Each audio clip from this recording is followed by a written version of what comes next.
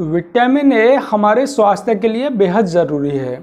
तो आज हम विटामिन ए के बारे में बात करेंगे, उसके स्रोतों के बारे में बात करेंगे, वह हमारे लिए क्यों ज़रूरी है इसके बारे में बात करेंगे, उसकी कमी से होने वाली बीमारियों के बारे में बात करेंगे। तो नमस्कार, मैं हूं डॉक्टर राम प्रकाश सनत और आप देख रहे हैं जन स्वास्थ्य। वीडियो शुरू करने से पहले मैं फिर आपसे एक बार अपील करना चाहता हूं कि यह एक साइंटिफिक चैनल है। मेडिकल साइंस और हेल्थ के बारे में साइंटिफिक और ऑथेंटिक जानकारी आपको इस चैनल पर मिलेगी। तो चैनल आपने सब्सक्राइब न किया हो तो कर लें, वीडियो अच्छा लगे तो उसे लाइक करें और शेयर कर ज़्यादा से ज़्यादा लोगों तक पहुंचाएं। Vitamin A fat soluble vitamin है। तो विटामिन दो तरह के होते हैं, फैट सोल्यूबल यानी कि वसा में घुलनशील और पानी में घुलनशील। तो जो विटामिन पानी में घुलनशील होते हैं वो अगर ज़्यादा मात्रा में शरीर के अंदर हो जाते हैं तो फिर वो यूरिन के द्वारा बाहर निकल जाते हैं। तो विटामिन बी और विटामिन सी पानी में घुलनशील विटामिन है। Vitamin A, vitamin E, vitamin के और विटामिन डी ये फैट सोल्यूबल विटामिन हैं। अगर इनकी मात्रा शरीर में ज़्यादा हो जाती है तो जो हमारा लिवर होता है वो उन्हें स्टोर कर लेता है और जब इनकी कमी होती है तब ये यूज हो जाते हैं।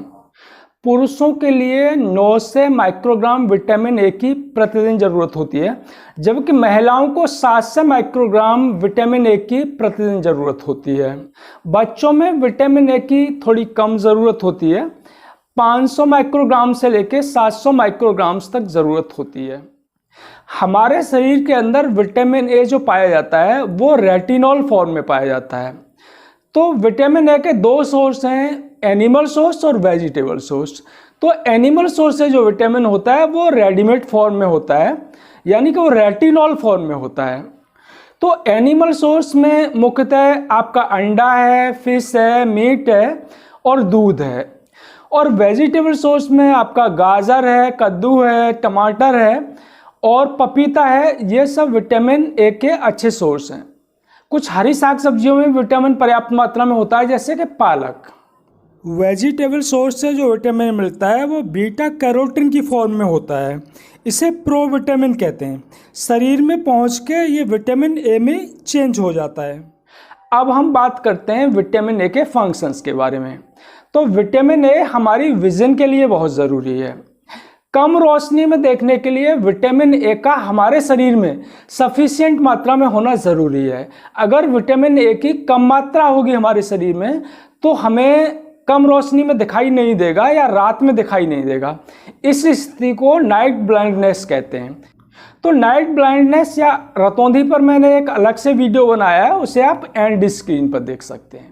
विटामिन ए ग्रोथ और डेवलपमेंट के लिए भी बहुत ज़रूरी होता है। विटामिन ए का जो सेल्स होती हैं उसकी जो कवरिंग लेयर है और कोई भी अंग है उसकी जो कवरिंग लेयर होती है उसे हम एपिथेलियम कहते हैं। तो एपिथेलियम को बनाने में महत्वपूर्ण भूमिका निभाता है विटामिन ए और म्यूकोसा को इंटैक्ट रखता है। मीजल्स एक बीमारी होती है जो छोटे बच्चों में पाई जाती है। तो मीजल्स में पैरासीटामोल दिया जाता है, उसके लिए और अलग से कोई इलाज करने की ज़रूरत नहीं होती। ये सेल्फ लिमिटिंग है और 5-6 दिन में अपने आप ठीक हो जाती है। लेकिन पैरासीटामोल के साथ हम विटामिन ए भी देते हैं। उसका कारण ये है कि मीजल्स में जो हमारा ट्रैकिया होता है, सांस लेने की जो नली होती है, उसकी एपिथेलियम है वो डिसरप्टेड हो जाती है। तो उसको रीजनरेट करने के लिए विटामिन ए हेल्प करता है। तो हमारी एपिथेलियम है उसे बनाने में, म्यूकोजा में हेल्प करता है विटामिन ए। तो विटामिन ए हमारी ग्रोथ के लिए और डेवलपमेंट के लिए बहुत ज़रूरी होता है। विटामिन ए का इम्यूनिटी में भी रोल होता है। विटामिन ए जो सेलुलर इम्यून रिस्पॉन्स होता है उसको बढ़ा देता है। विटामिन ए एंटी इन्फ्लेमेटरी होता है, यानी कि वो इन्फ्लेमेशन को कम करता है। इन्फ्लेमेशन का मतलब होता है कि हमारे शरीर के अंदर जो सूजन होती है, बेसिकली इसका जो करेक्ट मीनिंग है वो सूजन नहीं है हिंदी में। इन्फ्लेमेशन से मतलब होता है कि जैसे कहीं चोट लगती है तो उस जगह पर लाल पड़ जाता है, दर्द होता है और उस जगह पे इन्फ्लेमेशन होता है सेल्स का। तो इस प्रक्रिया को हम इन्फ्लेमेशन कहते हैं। तो अगर क्रॉनिक इन्फ्लेमेशन बॉडी में बना रहता है तो वो बहुत हानिकारक रहता है। तमाम इन्फ्लेमेटरी डिजीज होती हैं उनके चांस होते हैं, जैसे कि डायबिटीज़ है, हाइपरटेंशन है या हृदय की दूसरी बीमारियां हैं, वो इन्फ्लेमेशन की वजह से हो जाती हैं। इवन इन्फ्लेमेशन के द्वारा कैंसर का रिस्क भी बढ़ जाता है। तो विटामिन ए हमारी हेल्थ के लिए बहुत लाभदायक होता है। इन्फ्लेमेशन को कम करता है तो वो दूसरी बीमारियों को भी कम करता है एक तरह से। विटामिन ए एंटीऑक्सीडेंट का काम करता है। एंटीऑक्सीडेंट विटामिन होते हैं वो विटामिन ए, विटामिन ई और विटामिन सी, ये 3 विटामिन होते हैं वो एंटीऑक्सीडेंट होते हैं। एंटीऑक्सीडेंट का मतलब है कि मेटाबॉलिज्म के दौरान जो हमारे शरीर के अंदर फ्री रेडिकल्स बनते हैं वो उन्हें न्यूट्रलाइज करता है।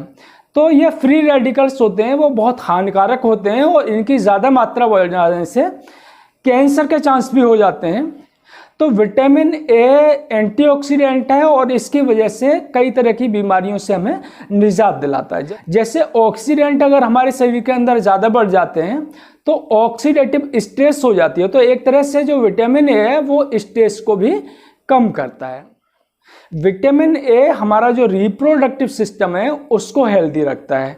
विटामिन ए की कमी से इनफर्टिलिटी होने के चांस होते हैं, यानी कि जो बांझपन होता है, बच्चा न होने की जो परेशानी होती है वो विटामिन ए की कमी से हो सकती है। विटामिन ए की कमी से जो स्किन है वो ड्राई हो जाती है, रूखी हो जाती है। तो विटामिन ए हमारी स्किन को स्मूथ रखता है। विटामिन ए की कमी के बच्चों में बहुत ज़्यादा चांस होते हैं। 2 साल से 6 साल की उम्र में विटामिन ए की कमी के होने के चांस बहुत ज़्यादा होते हैं। जो डेवलप्ड कंट्री हैं उनमें विटामिन ए की कमी नहीं पाई जाती, यूनाइटेड स्टेट में बहुत रेयर है। लेकिन जो डेवलपिंग कंट्री है, विकासशील देश हैं, उनमें विटामिन ए की कमी के बहुत सारे केस मिलते हैं। भारत में विटामिन ए की कमी बच्चों में बहुत ज़्यादा पाई जाती है। बच्चों में ब्लाइंडनेस का एक बड़ा कारण विटामिन ए की डेफिशिएंसी है। तो इसके लिए सरकार ने बच्चों में विटामिन ए की पूर्ति के लिए प्रोग्राम्स चलाए हुए हैं। 6 महीने की उम्र में बच्चों को विटामिन ए का सिरप पिलवाना चाहिए और उसके हर 6 महीने बाद 6 साल की उम्र तक बच्चे को विटामिन ए पिलवाना चाहिए। उम्मीद है वीडियो आपको पसंद आया होगा। वीडियो पसंद आया हो तो उसे लाइक करें और शेयर कर ज़्यादा से ज़्यादा लोगों तक पहुँचाएँ। धन्यवाद।